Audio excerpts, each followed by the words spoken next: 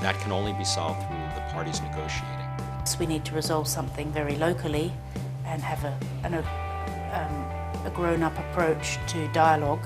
And this policy of, there are issues or disputes in South China Sea which need to be addressed by the sovereign states which are directly concerned through negotiations and peaceful means.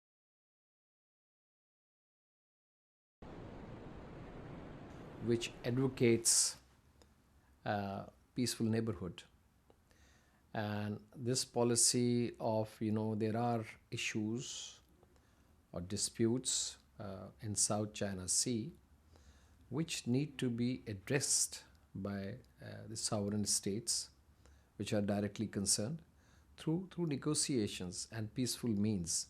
I think this is a good policy, and only through this effort and this endeavor we can maintain peace and stability in the region. So I think this approach of negotiations and bilateral communication to settle whatever issues exist is the right approach.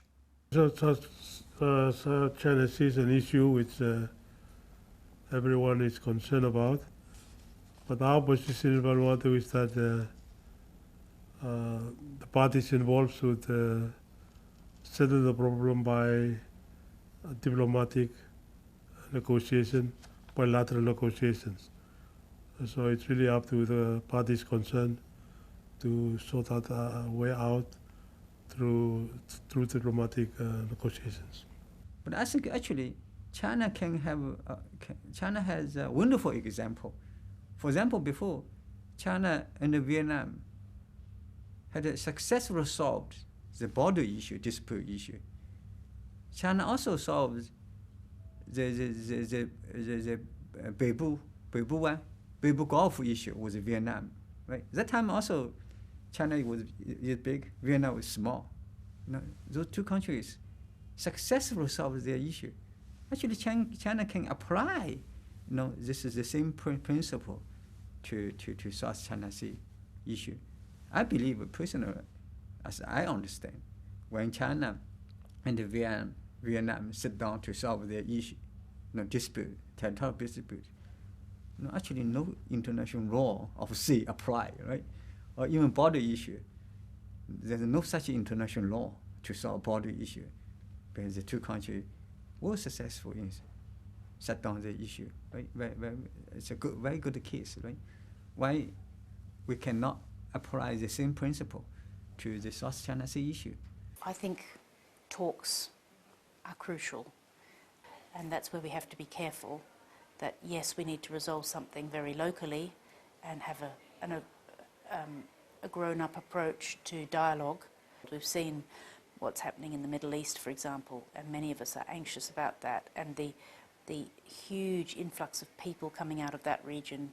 We just need to look at the Middle East to understand how hard it is once we go down a particular route to get back to normal life, to education, to proper services, let alone business or the economy, because once we live in a non-peaceful environment, then everything starts to change, and that's not where we want to be.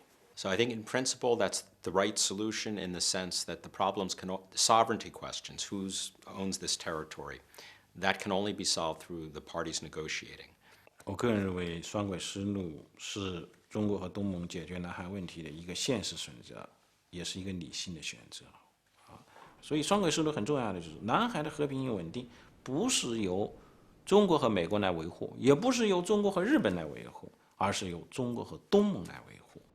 第二个就是需要通过双边的渠道和东盟的相关国家来进行协商谈判。